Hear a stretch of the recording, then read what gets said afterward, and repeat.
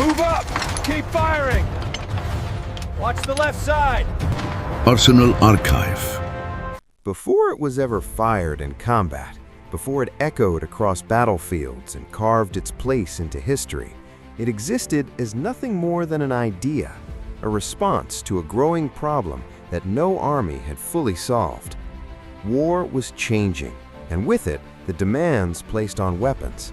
It was no longer enough to have power. Armies needed control. They needed something that could dominate space, suppress movement, and reshape how soldiers advanced, retreated, and survived. What began as a technical challenge would soon become something far more significant, because once this weapon was built, it didn't just influence battles, it transformed the very experience of war itself. This is Arsenal Archive. It's 1942, and Europe is already consumed by the scale and intensity of World War II. The rapid offensives that defined the early years of the war are beginning to slow, replaced by drawn-out engagements where territory is gained and lost in meters rather than kilometers. In this new reality, the battlefield becomes a place of constant pressure, where movement is dangerous and exposure is deadly. Infantry units are no longer just advancing forces, they are systems built around coordination, positioning, and above all, firepower. And in this environment, the ability to control space with sustained fire becomes one of the most valuable advantages any army can have. Traditional machine guns had already proven their importance in previous conflicts, but they carried limitations that were becoming increasingly difficult to ignore. They were often heavy, complex to manufacture, and required significant resources to produce and maintain. More importantly, they were not always adaptable to the fast-paced, unpredictable conditions of modern warfare. Germany needed something different, not just an improvement, but a shift in design philosophy. The goal was no longer to build a precise, intricate weapon, but to create something efficient, reliable, and capable of being produced at scale without sacrificing effectiveness. The solution came through simplification. Engineers moved away from traditional machining methods and began focusing on stamped metal construction, reducing production time while maintaining structural integrity. Every component was reconsidered, refined, and optimized for efficiency. The result of this approach was the MG42, a weapon that looked deceptively simple but embodied a radical change in how machine guns were designed and used.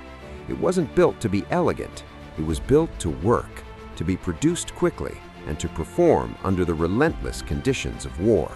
At its core, the MG42 was designed around one defining characteristic: speed. When the trigger was pulled, it didn't fire in the measured, distinct rhythm that soldiers were used to. Instead, it unleashed an almost continuous stream of fire, reaching rates of up to 1,200 rounds per minute. That meant approximately 20 rounds every second, so fast that individual shots blended into a single, sustained sound. In practice, this transformed the weapon from a series of shots into something closer to a constant force, a stream of energy that filled space and denied movement. It didn't just fire bullets, it saturated the battlefield. And then there was the sound. Soldiers who encountered the MG42 rarely described it in terms of gunfire. They described it as something else entirely, a tearing, ripping noise, like fabric being violently pulled apart, but continuous and inescapable.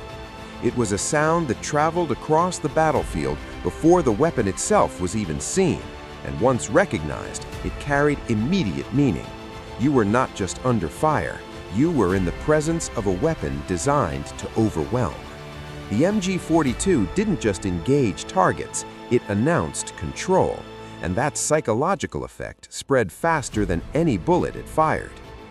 On the battlefield, the MG42 was not treated as just another piece of equipment. It became the center of the squad.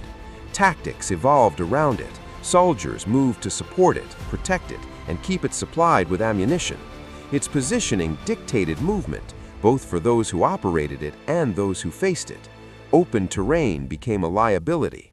Advancing across a field covered by an MG-42 was not just dangerous, it was often impossible without significant loss.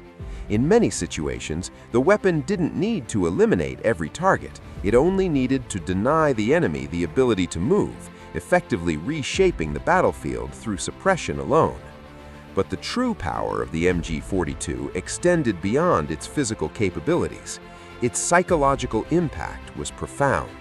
The moment its sound was heard, soldiers reacted instinctively, dropping to the ground, seeking cover, halting advances before they fully developed. Fear became part of its function. It disrupted not only movement, but decision-making. In the chaos of combat, where seconds determine survival, hesitation can be as deadly as any weapon, and the MG-42 created hesitation on a scale that few other weapons could match. Of course, such power came with trade-offs. Its high rate of fire meant ammunition was consumed rapidly, requiring constant resupply.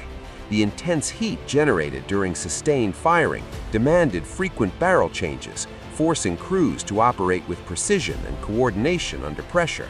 It was not a weapon for isolated use. It required a system around it, a team that understood its strengths and limitations.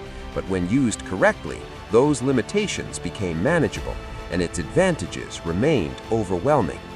When the war finally came to an end, the MG-42 did not fade into obscurity. Instead, it left behind a legacy that extended far beyond the conflict in which it was born. Its design principles, simplicity, efficiency, and high rates of fire influenced the development of machine guns for decades to come.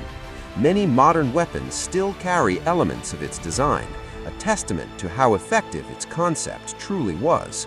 It didn't just serve its purpose in one war, it redefined expectations for what a machine gun could be.